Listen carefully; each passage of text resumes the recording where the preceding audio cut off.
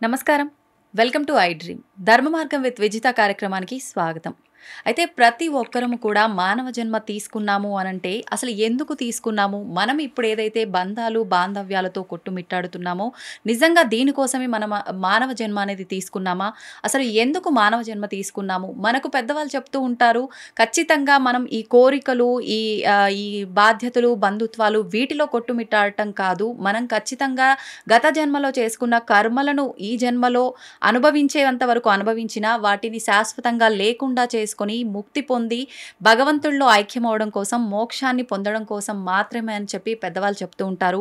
నిజంగా వీటన్నిటిలో ఎంతవరకు వాస్తవం అనేది ఉందో ఇప్పుడు ప్రభుజీతో మాట్లాడి తెలుసుకుందాం. ప్రస్తుతం మనతో పాటు ఉన్నారు ఇస్కాన్ టెంపుల్ నుంచి గౌరంగా దర్శన్ ప్రభుజీ గారు. ఇప్పుడు వారితో మాట్లాడి మరిన్ని విషయాలు తెలుసుకునే ప్రయత్నం చేద్దాం. మన సందేహాలన్నింటినీ కూడా నివృత్తి చేసుకునే ప్రయత్నం చేద్దాం. హరే కృష్ణ ప్రభుజీ. హరే కృష్ణ. ప్రభుజీ, కృష్ణుడి గురించి మనం రకరకాలుగా మాట్లాడుకుంటూ ఉంటాం. అయితే ముఖ్యంగా చాలా మందిలో ఒక సందేహం, కృష్ణుడు ఆదర్శవాద, వాస్తవికవాద అని చెప్పి. రెండు కృష్ణుడు ఆదర్శాలు చెప్తాడు. భగవద్గీత చూస్తే కృష్ణుడు చెప్పిన ఆదర్శాలు ఇంకెవరు చెప్పుండరు. ఆదర్శం అంటే అక్కడెక్కడో ఉంటుంది. అది సామాన్య మానవులకి అందుబాటులో ఉందా లేదా అది అర్థం చేసుకోలేం. ఆదర్శవాది అంటే ఐడియల్స్, ఇలాగే ఉండాలి అని. కానీ అది ప్రాక్టికల్గా ఉంటుందా లేదా చాలాసార్లు మనం అర్థం చేసుకోలేం, ఆచరించలేం.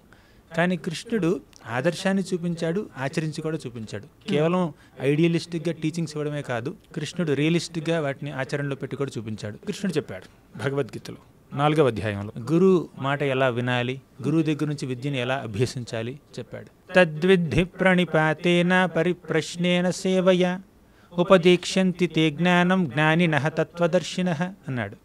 తద్విద్ధి ప్రణిపాతేన, మీరు గురువు దగ్గరికి వెళ్ళినప్పుడు ప్రణిపాత ఎంతో ఆదరణతో, ఎంతో భక్తితో, గౌరవంతో వారిని ఆశ్రయించాలి. పరిప్రశ్నేన, మంచి ప్రశ్నలు అడగాలి. సేవయ, కేవలం గౌరవంతో ప్రశ్నిస్తే సరిపోదు. ప్రశ్నలు అడిగి జ్ఞానాన్ని సముపార్జించిన తర్వాత సేవ కూడా చెయ్యాలి అని చెప్పాడు. చెప్పుకున్నాడా? తాను స్వయంగా ఆచరించి చూపించాడు శ్రీకృష్ణుడు. అంటే అన్నీ ఆయన తెలిసిన, అన్ని వేదాలు ఆయన నుంచే ఉద్భవించిన, అంత జ్ఞానం ఆయన నుంచే వస్తున్నా కూడా విద్యను అభ్యసించడం కోసం ఆయన అవంతిపురానికి వెళ్ళి అక్కడ సాందీపని యొక్క గురుకులంలో, ఆశ్రమంలో విద్యను అభ్యసించాడు. 64 రోజుల్లో 64 కళల్ని అభ్యసించాడు. బలరాముడు కూడా తనతో పాటు ఉన్నాడు, సుధాముడు కూడా తనతో పాటు ఉన్నాడు, కుచేలుడు. అలా ఫ్రెండ్స్ ఉన్నారు. అంటే గురువుని ఎలా సేవించాలి, కేవలం ప్రశ్నలు అడిగి విద్యని సముపార్జించడం మాత్రమే కాదు, సేవ కూడా చెయ్యాలి. గురుదక్షిణ కూడా ఇచ్చాడు. గురువు యొక్క బిడ్డ చనిపోతే ఆ బిడ్డని యమలోకానికి వెళ్ళి మళ్ళీ పునర్జీవితుడిని చేసి తీసుకొచ్చి గురువు ముందు పెట్టాడు. అంటే తన యొక్క దైవత్వాన్ని గురువు సేవలో వినియోగించాడు. కృష్ణుడే కాదు, శ్రీరామచంద్రుడు కూడా తన గురువులైనటువంటి విశ్వామిత్రుణ్ణి, తర్వాత వశిష్ఠుణ్ణి చక్కగా వారు సేవించారు. ఎంతో ఒబీడియన్స్తో, సబ్మిసివ్నెస్తో సేవ చేశారనమాట. ఇలా భగవంతుడు కేవలం ఆదర్శాలు చెప్పడం మాత్రమే కాదు, ఆచరించి చూపించాడు. కాబట్టి ఆదర్శవాది, వాస్తవికవాది, రియలిస్టిక్, ఐడియలిస్టిక్ రెండు. అయితే ప్రభుజీ, గురువు గురించి ఇప్పుడు మీరు కొన్ని విషయాలు చెప్పారు. మనం కూడా నిత్య జీవితంలో మనం కరెక్ట్ మార్గంలో వెళ్ళాలి అని అంటే ప్రతి ఒక్కరికి గురువు ఆదేశాలు అనేవి ఉండాలా? ఒక గురువు కంపల్సరీ ఉండాల్సిందేనా?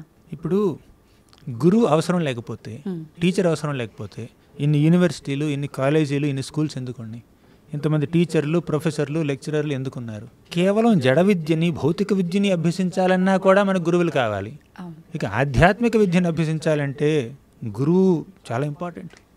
అసలు భగవంతుడే స్వయంగా గురువుని స్వీకరించి మనకు ఆచరించి చూపించాడు కదా. ఇక భగవంతుడే ఒక మానవ రూపంలోకి వచ్చినప్పుడు, ఆయన గురువుని స్వీకరించినప్పుడు మానవ మాత్రమైన మనకి గురువుని స్వీకరించడానికి అభ్యంతరం ఏమిటి చెప్పండి? ఏ విద్యని అభ్యసించాలన్నా గురువు ఇంపార్టెంట్. అంటే గురువు అన్నీ చెప్పాల్సిన అవసరం లేదు. గురువు స్ఫూర్తినిస్తాడు, ప్రేరణనిస్తాడు. అంతేకాకుండా గురువు ఎక్కడైనా డౌట్లు ఇస్తే చెప్తారు. కానీ ఆ గురువు చెప్పినటువంటి ఆ బోధన అంతా మనం చక్కగా అవగాహన చేసుకోవాలి, అవగతం చేసుకోవాలి, కొంచెం రిఫ్లెక్ట్ చేయాలి. నిధిధ్యాసనం అంటారు దాన్ని. అంటే కేవలం చెప్పినట్టు ఒక చిలుకలాగా మళ్ళీ ప్యారెట్ లైక్ రిపిటేషన్ కాకుండా మనం దాన్ని చక్కగా అర్థం చేసుకుని ఇంటర్నలైజ్ చేసుకుని అబ్జర్వ్ చేసుకుని సాక్షాత్కరించుకోవాలి, రియలైజ్ చేయాలి. అయితే ఇప్పుడు మనం ఆధ్యాత్మిక మార్గంలో వెళ్ళాలి అంటే ఖచ్చితంగా ఒక మంచి గురువుని ఏ విధంగా ఎంచుకోవాలి? మనం భగవద్గీత రూపంలో చాలామంది పెద్దవాళ్ళ మాటలు ప్రవచనాలు వింటూ ఉన్నాం. గురువు లేకుండా ఇలా వింటూ మనం ఆధ్యాత్మిక భావనలోకి ముందుకెళ్ళొచ్చా? గురువులు 2 రకాలండి. ఒకటి దీక్షా గురు, 2 శిక్షా గురు. దీక్షా గురు అంటే మనకి ఒక స్పిరిచువల్ నేమ్, ఒక అంటే దైవ సంబంధించిన ఒక దివ్యమైనటువంటి నామాన్ని ప్రసాదించి భగవంతుడి యొక్క నామాల్ని ఎలా జపించాలో ఒక మంత్రాన్ని మనకు ఉపదేశించి అలా మంత్ర దీక్షనిచ్చే గురువుని దీక్షా గురువు అంటారు. అంటే మంత్రాన్ని ఇస్తారు, మనకు ఒక ఇనిషియేటెడ్ నేమ్, స్పిరిచువల్ నేమ్ని ఇస్తారు, తర్వాత కొంచెం మార్గదర్శకత్వాన్ని స్ఫూర్తిని కలిగిస్తారు. అది దీక్షా గురువు. ఇక శిక్షా గురువు అంటే వాళ్ళు ఒకళ్ళు కాదు 100 మంది ఉండొచ్చు, 1000 మంది ఉండొచ్చు. శిక్షాగురు అంటే వాళ్ళు మనకి స్ఫూర్తినిస్తారు. భక్తిలో, భక్తి మార్గంలో ఒక అంశాన్ని మనకి చక్కగా వివరించి చెప్తారు. జీవితకాలం మనతో ఉండకపోవచ్చు వాళ్ళు, అంటే ఈ భక్తిలో ఈ ఆస్పెక్ట్లో వాళ్ళు నాకు ఇన్స్పిరేషన్ ఇస్తారు. మనం వేరే ఒక అంశాన్ని, భక్తిలో ఒక అంశాన్ని నేర్చుకోవాలంటే అది ఇంకో శిక్షాగురువు నుంచి నేర్చుకోవచ్చు.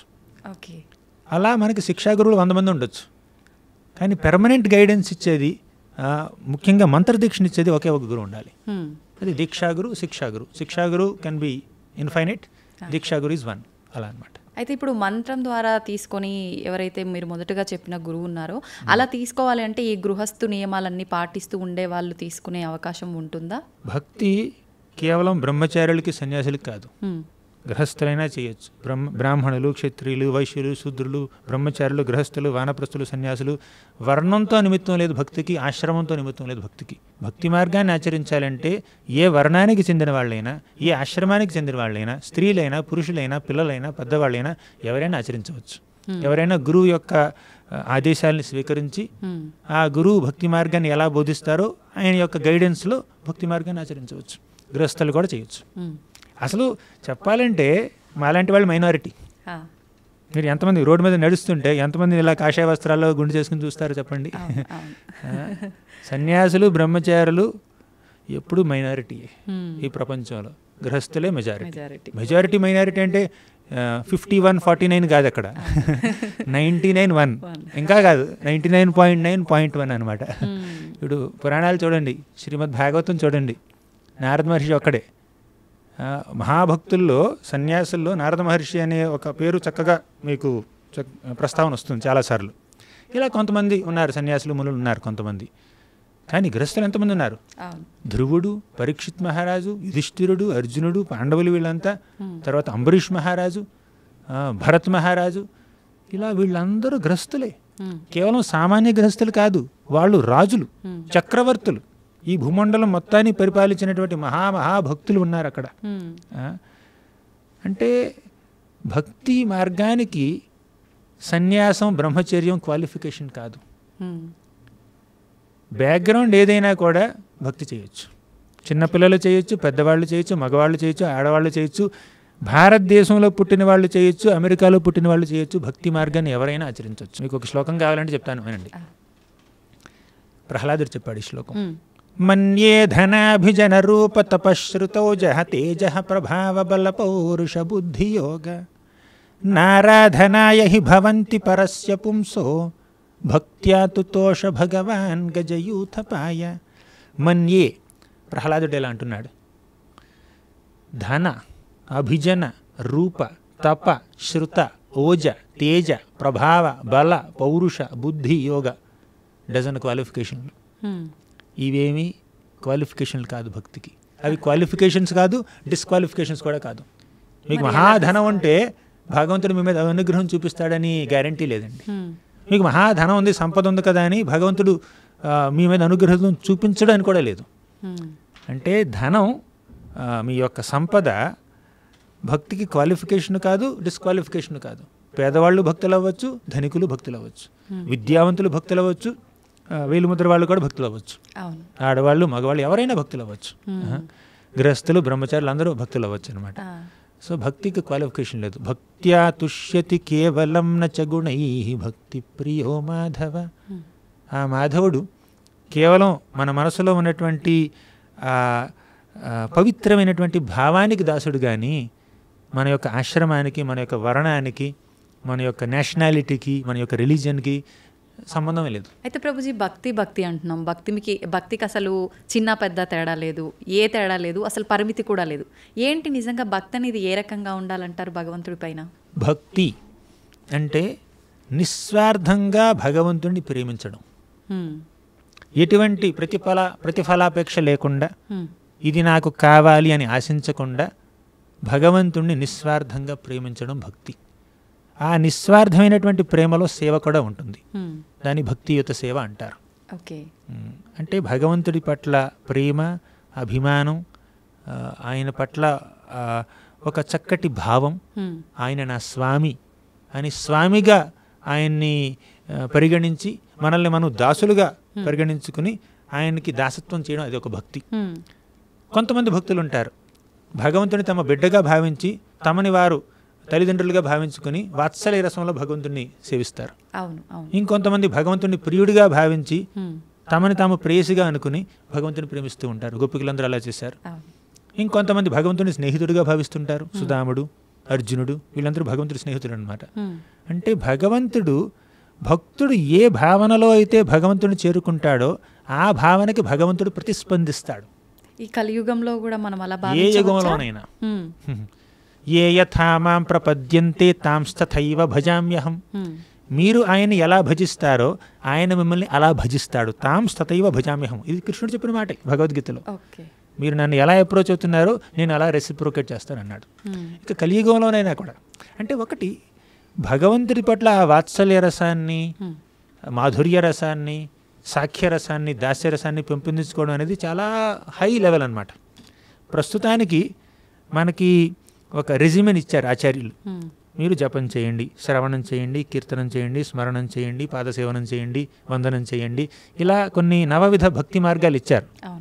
ఆ భక్తి మార్గాల్ని మనం పాటిస్తే, మన భక్తి కాస్త పరిపక్వత చెందితే అప్పుడు మనం భగవంతుణ్ణి ఒక ప్రియుడిగానో, ఒక బిడ్డగానో, ఒక స్నేహితుడిగానో అనుకోవడం అది సాధ్యపడుతుంది. ప్రస్తుతం మనం ఆయన పట్ల మనకి ఆయన పట్ల ఉండవలసినటువంటి భావం ఏమిటంటే ఆయన నా స్వామి, నేను దాసుడిని. అలా ఆ భావనతో మనం మొదలు పెడదాం. మెల్లిమెల్లిగా వేరే భావాలు వస్తూ ఉంటాయి. అయితే ప్రభుజీ, ప్రతి ఒక్కరం కూడా జన్మ తీసుకుని ఒకసారి భూమి మీదకి వచ్చాక ఈ బంధాలు, బంధుత్వాలు, ఈ కొట్లాటలు, చాలా రకాలుగా ప్రేమ, అనుబంధాలు, వీటిల్లో కొట్టుమిట్టాడుతూ ఉంటాం. అసలు నేనెవరిని, నేను ఎందుకు జీవించి ఉన్నాను, అసలు నేను జన్మ తీసుకోవడానికి అసలు అర్థం ఏంటి, నేనేం చెయ్యాలి, ఇటువంటి ఆలోచన అసలు ఎవరిలో కూడా రావట్లేదు. నిజంగా ఏంటి ప్రభుజీ, మనం అందరం అసలు ఎందుకు వచ్చాము, దేని గురించి వచ్చాము, ఏ పర్పస్తో వచ్చాము అనేది మనం ఎలా తెలుసుకోగలుగుతాం? శాస్త్రాలు చదివితే అర్థమవుతుంది. ఆ శాస్త్రాలు చదివిన వారి నుంచి వింటే అర్థమవుతుంది. ప్లస్ మన కామన్ సెన్స్ ఉపయోగించి కూడా మనం అర్థం చేసుకోవచ్చు. ఇప్పుడు ఒక వ్యక్తికి పుట్టుకుంటుంది. వ్యక్తికి పుట్టుకంటే అది వ్యక్తికి పుట్టుక కాదు, వ్యక్తి యొక్క శరీరానికి పుట్టుక. ఆ శరీరం తల్లి గర్భంలో నుంచి బయటికి వచ్చినటువంటి రోజుని మనం పుట్టినరోజు అంటాం. ప్రతి సంవత్సరం యానివర్సరీ సెలబ్రేట్ చేసుకుంటాం అన్నమాట, బర్త్ యానివర్సరీ. కానీ ఆ శరీరంలో ఆ వ్యక్తి 70 ఏళ్ళలో, 60 ఏళ్ళలో, 50 ఏళ్ళలో, 100 ఏళ్ళలో బ్రతకొచ్చు. ఆ తర్వాత డెత్ యానివర్సరీ సెలబ్రేట్ చేసుకుంటారు. ఈ బాడీకి బర్త్ అని, డెత్ అని, జననం, మరణం అని ఉన్నాయి. కానీ ఆ వ్యక్తికి, ఆ శరీరంలో ఉన్నటువంటి వ్యక్తికి మాత్రం జననం లేదు, మరణం లేదు. దేహినోస్మిన్ యథా దేహే కౌమారం యవ్వనం జరా తథా దేహాంతర ప్రాప్తి ధీరస్తత్ర న ముహ్యతి. దేహి అంటే దేహంలోకి ప్రవేశించినటువంటి వ్యక్తి, ఆత్మ. ఆత్మకి పుట్టుక లేదు, చావు లేదు. సరే, మీరు అడిగినట్టు ఇంతకీ ఈ ఆత్మ శరీరంలోకి ఎందుకు ప్రవేశిస్తుంది? అలా శరీరంలోకి ప్రవేశించిన తర్వాత ఆ శరీరంతో ఎన్నెన్నో బంధాలు, బంధుత్వాలు, అనుబంధాలు, ఎమోషన్స్, ఎమోషనల్ అటాచ్మెంట్స్, ఎవర్షన్స్ అవన్నీ వస్తూనే ఉంటాయి. అసలు లైఫ్ పర్పస్ ఏమిటి?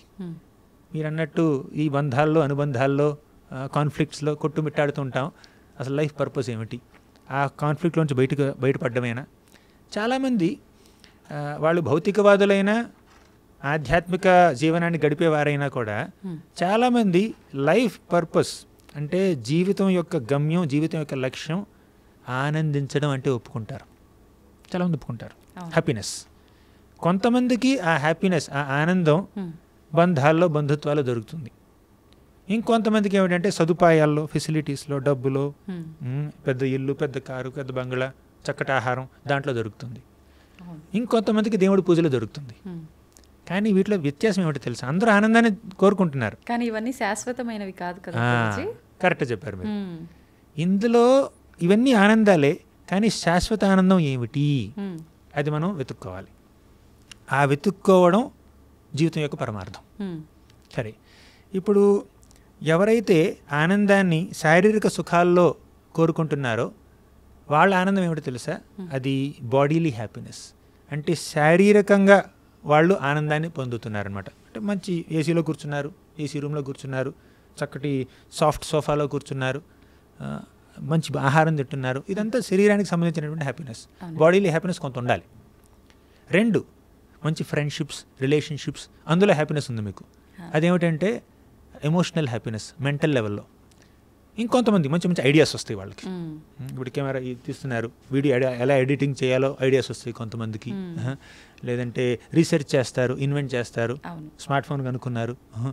అలా కొంతమంది ఇంటలెక్చువల్ హ్యాపీనెస్, అంటే వారి యొక్క బుద్ధి లెవెల్లో ఉంటుంది వాళ్ళ హ్యాపీనెస్. అంటే ఏదైనా కనుక్కుంటే, ఒక పెద్ద ప్రాబ్లమ్ని సాల్వ్ చేస్తే, ఆ కష్టంలో నుంచి బయటపడితే తన తెలివితేటలతో, అప్పుడు వాళ్ళకి ఇంటలెక్చువల్ హ్యాపీనెస్ వస్తుంది. ఫస్ట్ ఏమిటంటే bodily happiness, 2 mental happiness or emotional happiness, 3 intellectual happiness. ఇంకొంతమందికి ఏమిటో తెలుసా? ఈగోయిస్టిక్ హ్యాపీనెస్ వస్తుంది. అహంకారానికి ఒక కంఫర్ట్ అనమాట. ఇంకొకరిని డిఫీట్ చేస్తే, వాళ్ళని పోటీలో ఓడిస్తే, నేను ఫస్ట్ ర్యాంక్, వాడిది సెకండ్ ర్యాంక్, అప్పుడు ఆనందం వస్తుంది అనమాట. అది ఈగోయిస్టిక్ హ్యాపీనెస్ అంటారు. అది కరెక్టే అంటారా? కరెక్ట్ కాదు. కానీ నేను హ్యాపీనెస్ అంటే ఆనందం ఎన్ని ఫ్లేవర్స్లో దొరుకుతుందో చెప్తున్నాను. ఐస్ క్రీమ్ చాలా ఫ్లేవర్స్లో దొరుకుతుంది కదా, బటర్ స్కాచ్ అని, వెనీలా అని, స్ట్రాబెర్రీ అని. అలాగే ఆనందం కూడా bodily level, mental level, intellectual level, egoistic level. ఈ 4 భౌతికమే, 4 తాత్కాలికమే. శారీరకంగా సుఖాన్ని ఎంత అనుభవిస్తారు చెప్పండి? కొంతమంది వయసులో ఉన్నప్పుడు వాళ్ళకి ఏమిటంటే సెన్సెస్ స్ట్రాంగ్గా ఉంటాయి కాబట్టి, ఇంద్రియాలు గట్టిగా ఉంటాయి కాబట్టి, ఎంత అన్నం తిన్నా, ఎంత మంచి రుచికరమైన పదార్థాలు తిన్నా అరగించుకుంటారు. కానీ వయసు పైబడింది అనుకోండి, అరగదు సరిగ్గా. అప్పుడు ఆ సెన్సెస్ హ్యాపీనెస్ చూడండి, ఆ టంగ్కి ఉన్నటువంటి హ్యాపీనెస్, దాన్ని అనుభవించలేరు వాళ్ళు. అలా శారీరక సుఖానికి ఒక లిమిట్ ఉంది, ఒక పరిమితి ఉంది. అలాగే ఎమోషనల్, దానికి కూడా ఒక లిమిట్ ఉంది, అది మెటీరియల్. అలాగే ఇంటలెక్చువల్ కూడా దానికి ఒక లిమిట్ ఉంది. ఈగోయిస్ట్ కూడా దానికి, అది ఎప్పుడు మంచిది కాదు ఇంకా చెప్పాలంటే. ఇప్పుడు ఈ 4 ఆనందాలకి అతీతమైనటువంటి ఆనందం ఆధ్యాత్మిక ఆనందం. అది భగవంతుడి భక్తిలో దొరుకుతుంది. భగవంతుడి యొక్క నామకీర్తనలో, ఆయన యొక్క లీలల్ని శ్రవణం చేయడంలో, అప్పుడు దాంట్లో మనకు దొరికే ఆనందాన్ని ఆధ్యాత్మిక ఆనందం అంటారు. అది ఈ 4 రకాల భౌతిక ఆనందాలకి అతీతం. ఆ ఆనందాన్ని కనుక్కోవడం, ఆ ఆనందాన్ని అనుభవించడం, భగవత్ సేవలో, భగవన్నామ జపంలో, కీర్తనలో ఆనందాన్ని పొందడం మన జీవితం యొక్క పరమార్థం.